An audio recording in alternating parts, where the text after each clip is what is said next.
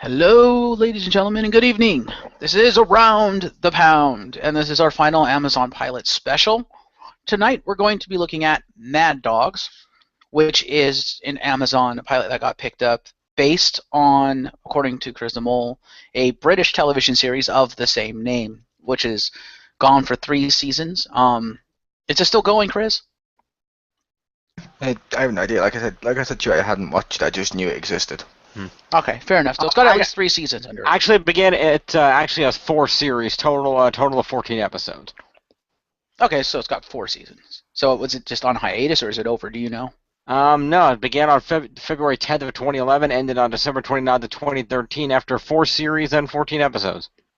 Okay, so it is over. There's a complete series there of 4 seasons, and I guess they decided to revive it on Amazon with an American cast. So cool. That would not be reviving. That'd be adapting. Pretty much. Okay.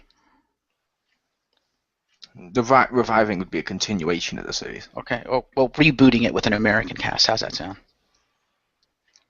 Really weird because it is the American adaptation. Oh, okay. It's a straight adaptation. It's not a reboot. Fair enough. I wasn't aware that it was basically, you know what I mean, an adaptation. Anyway. Yeah, it's an adaptation for the American audience, so it's the American version, like The Office and so forth. Fair enough. Fair enough. Yeah. So, joining me this week, as usual, we have James Phoenix, as you heard. Hello. Chris the Mole. Hello. And, of course, February would not be complete without the Pew. It's March. I know, but it's still February. This is the final video for February. Well, Also, I'm kind of sad now. Mole didn't say what's up. Fair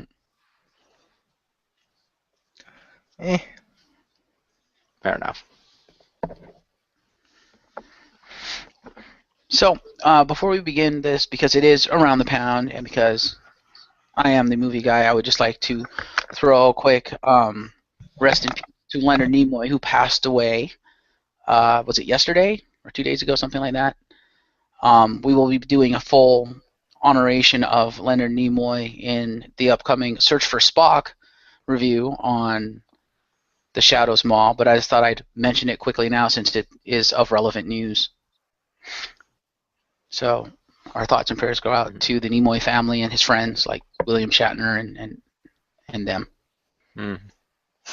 And at least and he died a day or 2 days ago. Very specific, your news. Yeah, that's such an and the fact they started making up words because I've never heard the word honoration before. Fair enough. I think I heard it 2 days ago. I think it was on Friday. It was on Friday. Yeah. It's what happens when something is adaptated. But yes, Mad Dogs. I actually enjoyed this episode. It was pretty good. I thought maybe it went a little too mature. Like it almost felt like it went mature for the sake of being mature, just because it could. Like with basically the gratuitous porn and stuff in it. I'm like, the hell? Not that I mind gratuitous porn, mind you, but it just, I don't know. It felt kind of out of place. I saw like the first half of this, and man, that chick was screaming her freaking lungs off, and that was uncomfortable. Yep. Like she was like, "Oh yeah, fuck me harder. Oh yeah, Jesus, Jesus, Jesus. Oh yeah," and like, holy shit, man, I don't need to see all this.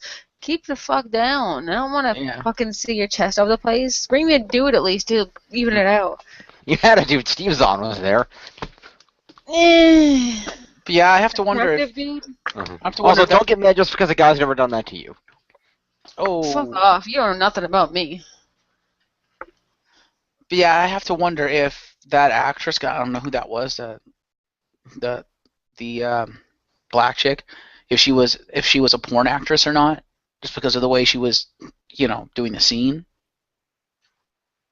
It's possible she wasn't. If not, then wow. But yeah, I kind of have to agree with Pew on that one, despite the fact that, hey, bouncy boobs all over the place. I'm cool with that. I'm a dude. But it's like, like I said, it felt kind of gratuitous. It felt like it was there just to be there. the violence and stuff, fair enough with what they were going for with the concept and the story behind it. You kind of need it because it seems like the guy's kind of in some like fucking Latin America mob shit down there, so that stuff is gonna happen. But overall, go ahead. I just have to say, and I believe we covered this on Two Brits One Show. What the fuck is up with that American mentality? What's the that? violence? The violence is cool, but don't you dare show sex, which is a natural act. Nah, guns are cool. No. What the hell? I mean, I still thought the violence it was supposed to be a dark comedy about adult men doing adult men things like porn and all this stuff.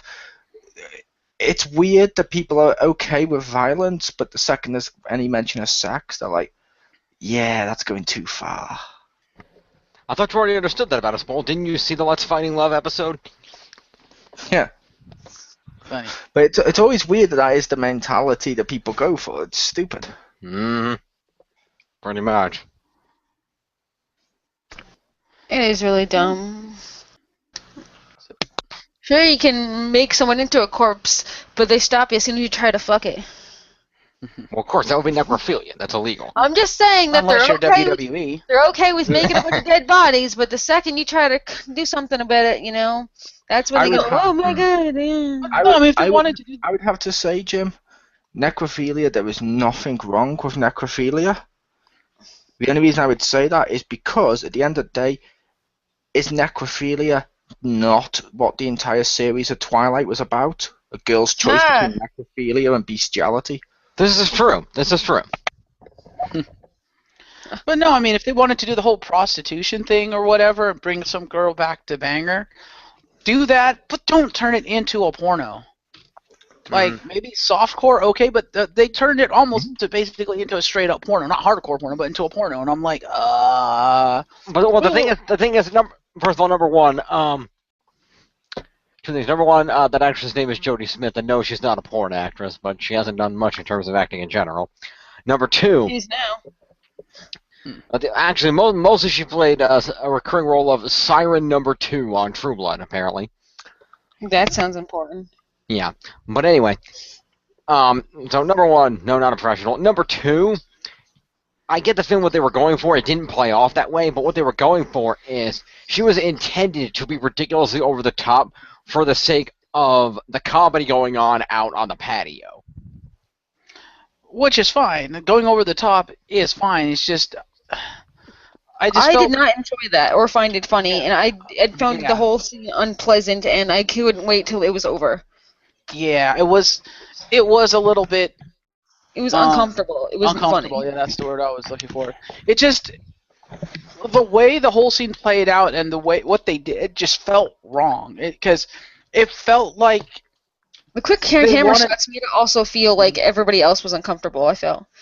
Yeah. Well, the thing is, it felt like they were going for the whole sex thing. They were going for the whole, like as Jim pointed out, the whole over the topness.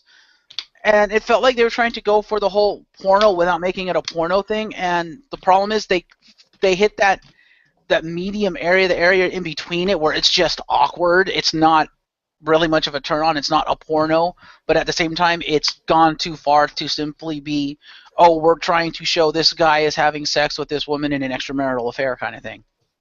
See, I'll admit, I had no problem with that scene. It was a little over the top, but no more than most of the stuff in the episode. That's partly why it was a dark comedy. I just felt they did that like that to make it look like real sex, like when they were doing with real people on beaches and real conversations and stuff like that. Because if they'd gone more softer or more light-hearted with it, it wouldn't be the same type of show. True. Yeah, if you put it in context with the tone of the rest of the show, it works. That doesn't make it any less uncomfortable, but it does work with the tone. And as I said before, in terms of the rest of what was going on in the episode, the tone was about right, given what apparently the, original main character was was into, the guy that brought the four friends together, what he was into. It was like, okay, yeah, I could totally see it going this route, and I could see the the sex stuff too, because it all fits in with that kind of lifestyle. It's still like with Stacy, it was just a little bit uncomfortable because it was just in that medium where it was like, either go balls to the wall all out, make it a fucking porn, or tone it back a little bit to make it a little more tasteful.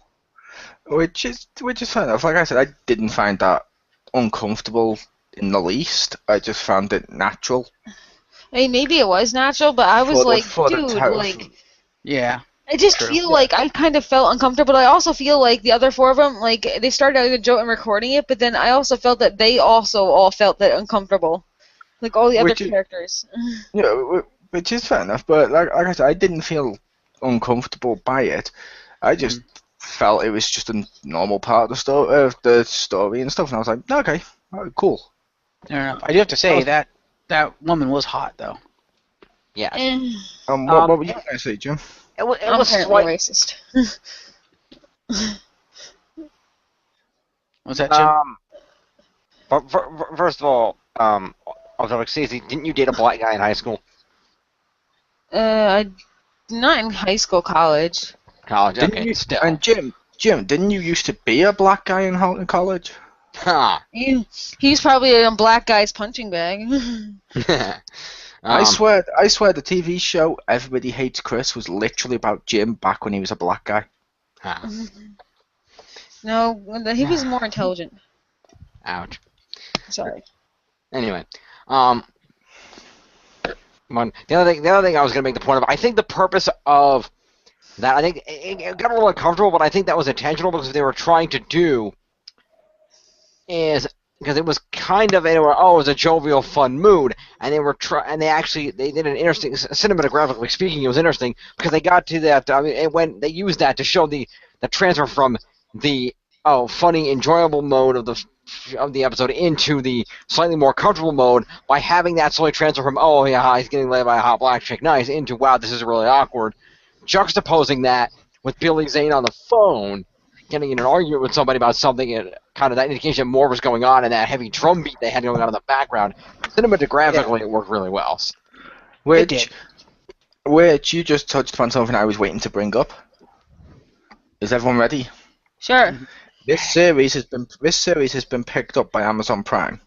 Yes. Right. That means one thing. What's that? Billy Zane has work. Yes. Not anymore. Yes. He's dead. But you know there's going to be flashbacks in these types of shows. They always fucking do it.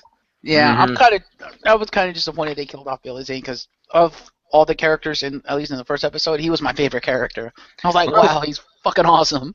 That was my point. Is they killed off the best actor in the show. I'm like, what the fuck? Yeah, I always liked that. But to be fair, in my opinion, he was the most known, which normally works. Look at Psycho and Scream. Mm-hmm. Well, I don't know. I don't know about most known and best actor in the show. They had Michael Imperioli in there. Come on. Billy Zane. No, Billy Zane's awesome, but Imperioli is as well known as Billy Zane, if not more known, and he's a very good actor. Billy Zane was in Titanic. I know. So is the chick who played Rose and the guy Leonardo DiCaprio, and he kind of sprung an ugly duckling, and he's good now, but he was fucked then. Yeah, but he's one of his minions in Back to the Future. Yeah, I was gonna say, I personally like Billy Zane, I really do. Mm-hmm. And when I saw him in this, I was like, yay, he's got work. And I know they killed him, but like I said, shows like this, they always do a flashback. They always do it, so you get more feeling and caring about the guy that died. They always do it. They tend to do like at least once a season or something like that. So yeah. Which means he's found work. Mm-hmm. Now I just need an Amazon Prime original series starring Jeff Goldblum. Yes. There you go. I'd watch that. You can call it The Goldblums and make it a sitcom. I would watch it. Ha. That'd be amazing. Yeah, I wouldn't be surprised if Billy Zane staged his own death. He seems like the type of character who would do that. Not really sure how you stage your brains blown out all over a table. Don't think that works. It involves candles, a handkerchief, and some well-placed like thingies, like like puppets. Hmm. My guess is he's actually is dead, and it's like, oh. Mm-hmm. Because I mean, the other 4 guys, they did a good job. They were good in their roles, and they're all decent to good actors. Michael Imperioli is a great actor, but I don't know. It's like they're supposed to be the 4 main characters, and the one that I actually liked was Billy Zane's character. The other 4 just didn't seem that likable to me. And it's like I didn't care about them really. That's the thing. You weren't supposed to. Yeah, they're supposed to be unlikable characters, which makes them awesome, in my opinion. I like a good unlikable character instead of just cutty cutter or cutty cutter, I should say. Everyman person. Yeah, they can be unlikable, but if they're going to be the main characters, you still need to care about them whether you like them or not. You need to, be invested enough to want to watch the rest of this series because you want to find out what's going to happen with these characters. If the one character you care about they kill off in the first episode, then what motivation do I have to actually watch the rest of the series? But that's the thing. The fact of the matter is, the purpose of the motivation is that, okay, here's these 4 characters. They've all, and it was, later on, they've all got some problems. They've all got issues in their life. What's supposed to draw you in is, okay, these guys are kind of assholes, but can they rise above that and be better? And can we find out more about their respective backgrounds and what happened to them in the past and what they did back in the day? And can they overcome that to become friends again and to become not assholes? Is kind of the journey of the show. No, you can never stop being an asshole. You can only just pause it once in a while. Speaking of people who are assholes, might I the one who thinks that Billy Zane set them up?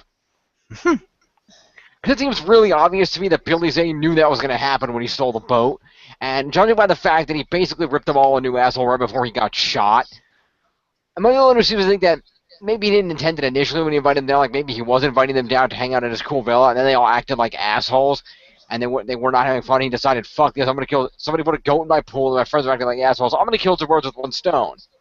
I'll steal the boat of the guy that put a goat in my pool to fuck him over, and if I get killed, well, my friends are dying here because I left them in my villa, so fuck it. I'll implicate them against organized crime, and they can fucking deal with the shit.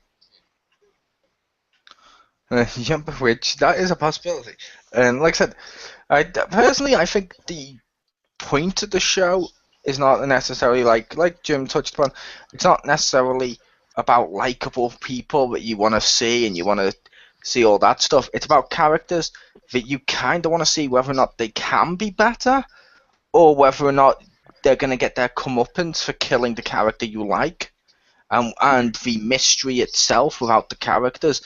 Which, that is an interesting way of doing it, I will admit. Now, I will admit, out the Amazon pilots I've seen, this was the most there.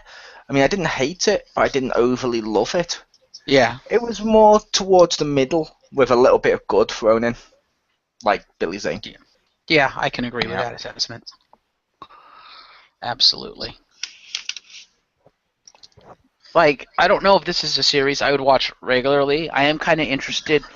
But the only thing I'm really interested in that I would want to find out is the truth. Like, what actually happened and what was Billy Zane's deal. I would make the joke, followed from one of our previous recordings in which you made this comment. Of course you wouldn't watch it. It's not on the Food Network. Ha! Literally, you only watch cooking shows. Isn't something... Which means saying this is a show I wouldn't watch just means this is a show that's not about cooking. Funny. I usually don't watch shows about guys in the middle age and they do things like, what was that show with him out on Wild Hogs and other stuff like that, where What's guys do crazy things. What? Yes, Wild Hogs was a movie, not a show. Okay, but either way, it's still guys in their 40s doing crazy shit because they're oh, midlife crisis, or, our life is half over, let's do something cool, and, I don't know, that kind of stuff doesn't really interest me, probably because I'm not, 40 years old, a 40-year-old man, but... I will admit, every now and again, I do like seeing guys in, their middle ages try to recapture their youth. That's why, out of curiosity, every now and then, I will turn over to TNA. Ha! Thank you. In case you're wondering, Pew, that's a wrestling show. famous for just remember.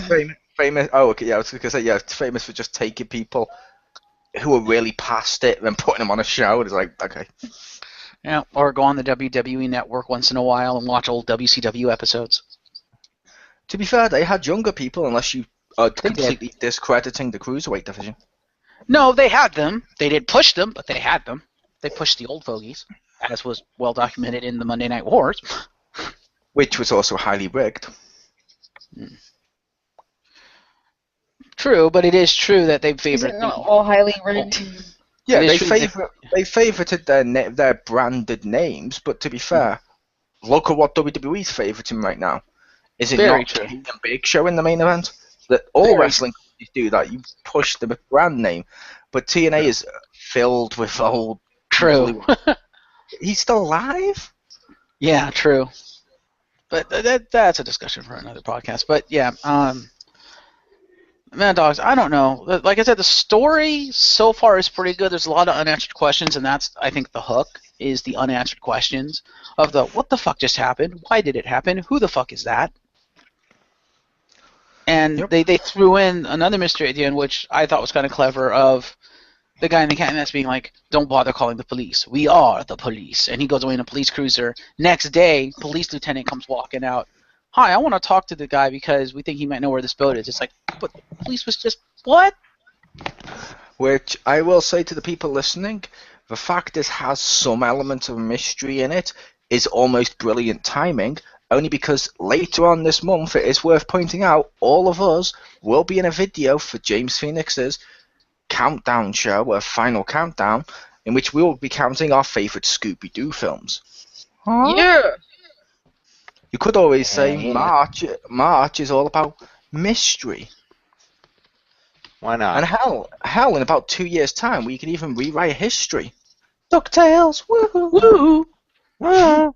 Speaking of which, they had better keep the fucking theme song. That's all I'm saying. Well, duh. Oh no, I'm hoping for a Miley Cyrus cover. No one's hoping that.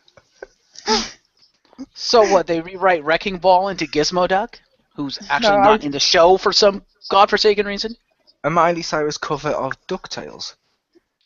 Ah, yes. So it's DuckTales done as a pop song that becomes completely unrelatable to the original tune. There you go. I'm kidding with that, but I was just pointing out that later on this month, top 5 Scooby-Doo films, hosted Absolutely.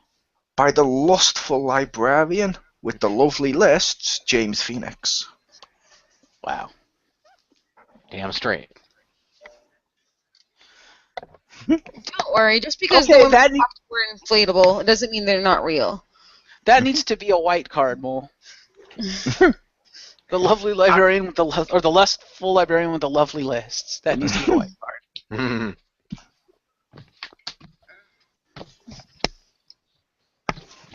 Or the lustful blank with the lovely blank as a black card. Yeah. But yeah, let's go around and I mean, I think we've pretty much discussed the meat of Mad Dogs. So let's go ahead and give our final thoughts and our recommendations of, you know, whether you would recommend watching it or not. So let's go over to Pew.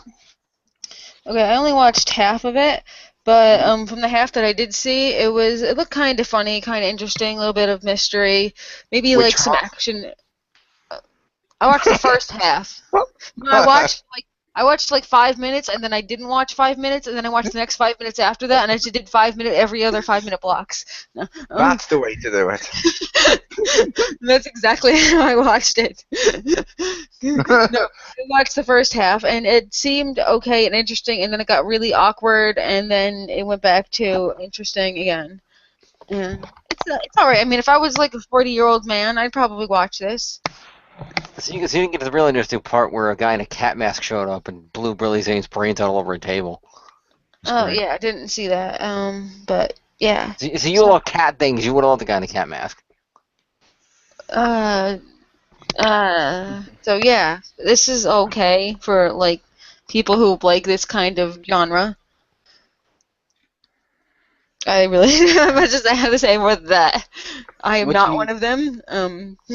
Would you recommend watching or would you recommend passing on this one? if you like the 40-year-old middle-aged dude genre, then yes, totally watch this. This is up your alley. But if you're not, then I would pass on it. I would make the case that's not a genre. It's not. Not yet. No. It's getting close. 40-year-old something isn't a genre. That's just the age in which the characters happen to be. I thought I thought there was like at least a middle-aged guy does crazy things genre. No, that's just called Shadows More. Fuck you. I could have sworn like a midlife crisis thing was a genre. Again, Shadows More. Fuck Okay. you. Fuck you. I was just getting your show out there. No. Bad mole. But yes, we'll go ahead and go with your final thoughts. Well, mine were personally. I thought it was interesting how it went from a dark comedy into a thriller and back into a comedy. So it's like a dark comedy thriller, which that's kind of cool. I did kind of like that. The acting wasn't terrible in this. Billy Zane's in it, yay. I'm just gonna say it's free. Why the fuck wouldn't you check it out? Just check it out and see if you like it yourself, because it's not overly terrible to the point where I'm gonna be like, avoid this, but it's not so good I'm gonna be like, you must watch this. So just watch it, see what you think yourself, and who knows, you may like it, you may not. It may be too dull for some people, it may be a little too, I don't know, adult for some people, or some people may not like the mystery out or the thriller elements of it. Some people may not like it being dark comedy, because some people just like comedy, not dark comedies. So yeah, check it out, make up your own opinion. Fair enough. So head over to the lair and hear from James Phoenix. I liked it personally. One thing I did feel is that I did start getting bored partway through it. I felt like it took a long time to get to anything actually happening. Yeah. That's what I said during your videos. Ha! That's what I said for your everyday life. Double ha! I get the sense where he's crying. It's okay, his mom will hug him later. I will give the lustful librarian with the lovely lists a very charming hug later. He won't tell you when, but he'll just show up at your house and hug you. Yeah. From behind. But it'll happen, Jim, don't worry. But you won't see it coming. Hashtag 4L. I need to do that one day. Just show up at his work and then just emerge from the bookcase and grab him. He'd like that. Who wouldn't like that? When are you saying, Jim? Are we done? Okay then. Like What do you mean, are we like done? I said, as you were saying, Jim. Mhm. Which means, are we I done was with just- I was I'm just not double with you. I was double checking. Anyway, it felt like it was like the first half of it. It took a long time to get into anything actually happening. Like I started watching, I'm like, oh, okay, I like these guys. I think these guys are pretty funny. There's some good jokes going on here. There's everything like the mansion. Billy Zane's pretty badass. It's going pretty well. It just felt like it was taking a while. Like I was trying to figure out like what is this show supposed to be about? And then okay, these dudes are in Belize. It just felt like it took a long time to get to anything happening.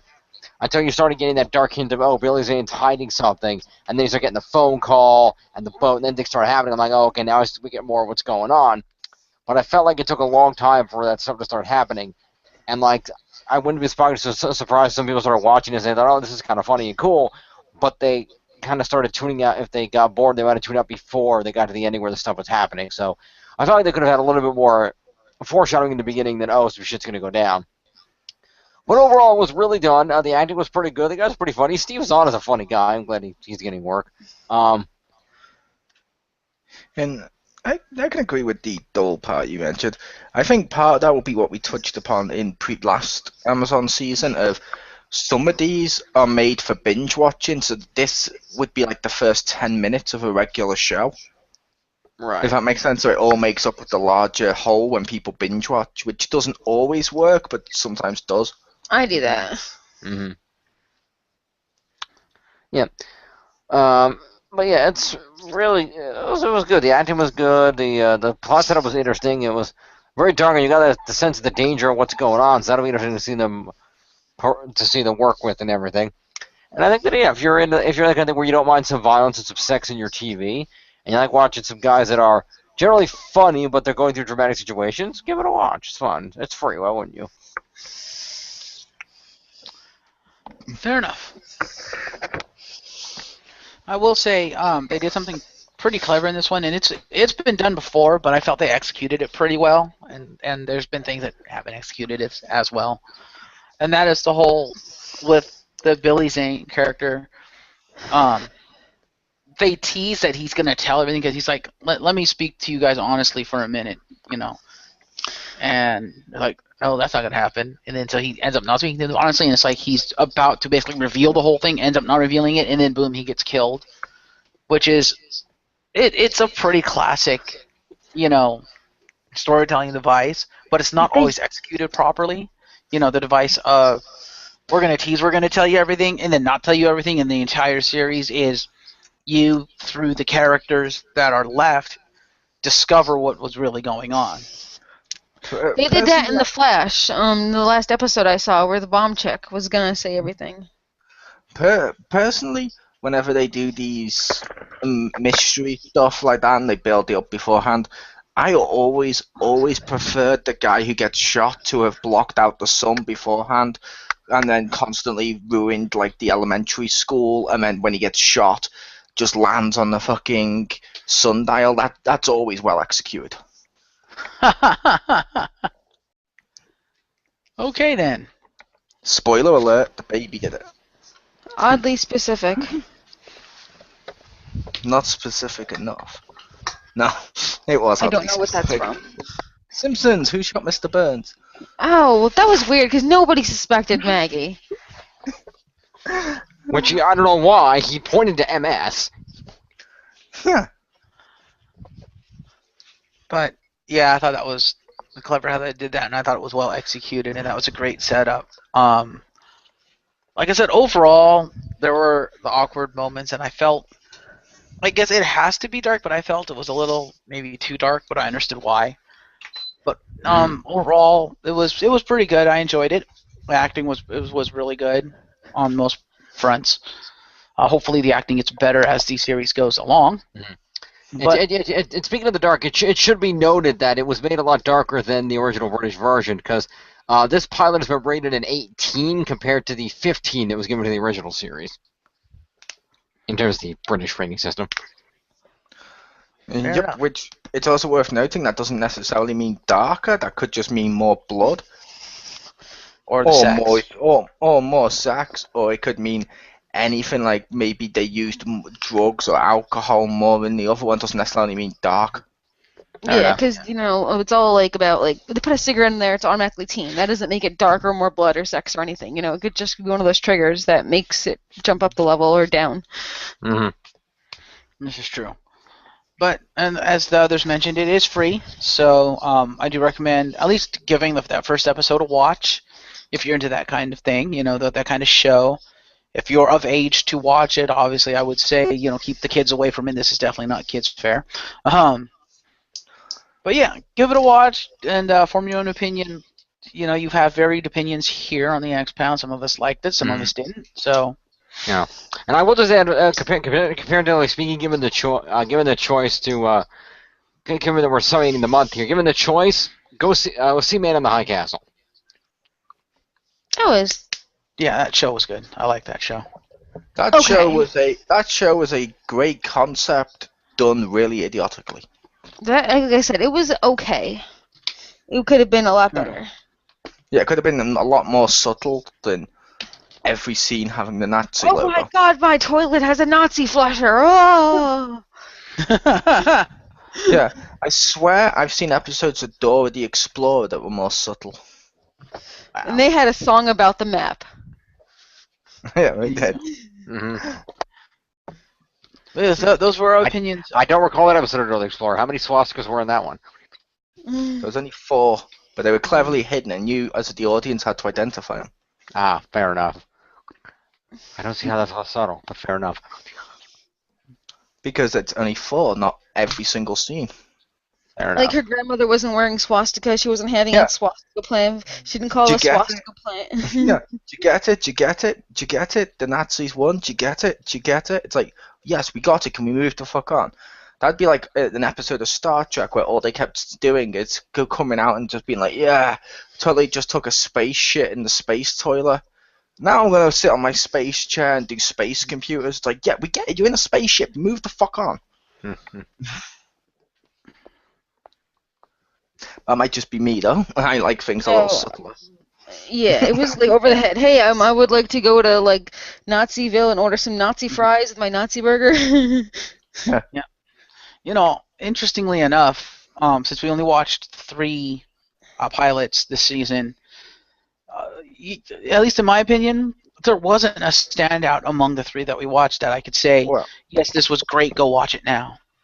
well, we only reviewed 3. Oh, no, that's what I said. That's what I just said. Of the of the 3 You that said we we- watched. You said we only watched 3. I said we only reviewed 3. I know me and Pew watched others because we watched like fair enough. Hound Dog and stuff. Fair enough. Okay, yeah, we This only is reviewed true. 3, but of the 3 that we reviewed, there hasn't been a standout this season, which is interesting. At least for me, not one that I could say this is great. Go watch it, because I liked all 3 of them, but I wouldn't say they were all great, and you have to go and watch them now.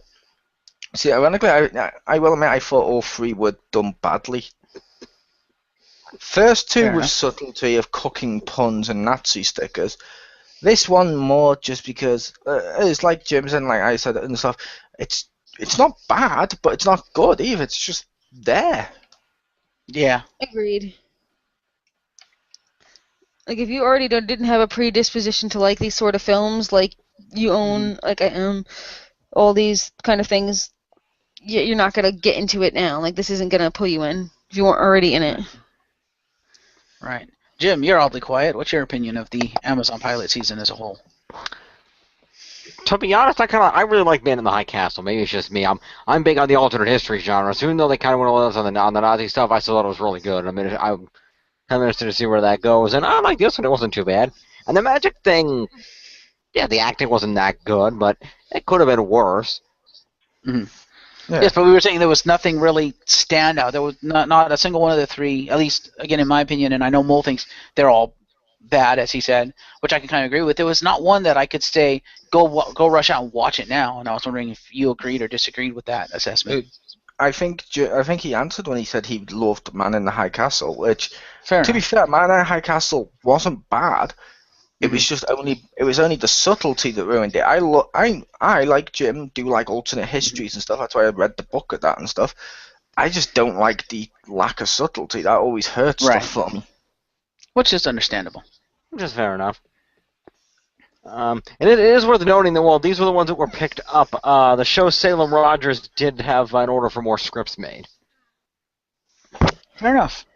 So, more episodes of that may be forthcoming. And I still want to go back and watch a couple of the others. I like to see Nico in the Sword of Light and Table 58 and see how they played out. Also, maybe Point of Honor, because that sounded pretty cool, too, because I'm big on history. Fair enough. So that'll do it from us for February and the Amazon pilot season. Yeah, but it's the end of February. You see, Jim, history is just a lot easier if you go with Michael Bay history from the films and just say, okay, robots did it, cool. Ha! Fair enough. It was aliens. It was aliens all along. Hmm. Yes, that'll do it. That'll do it for February. Thanks for joining us for February, and thanks to James Phoenix, Chris the Mole, and our mascot of the month, Pew, for February. Hello. It's Hey, it's joining fun me. to be here. it's still March, people. It's just because Marcus Shadow is old, senile, and doesn't know what month it is doesn't make the month change. I know it's March. This is the last video for February. I know, Like adding an extra day to February, that's a bit of a leap, isn't it?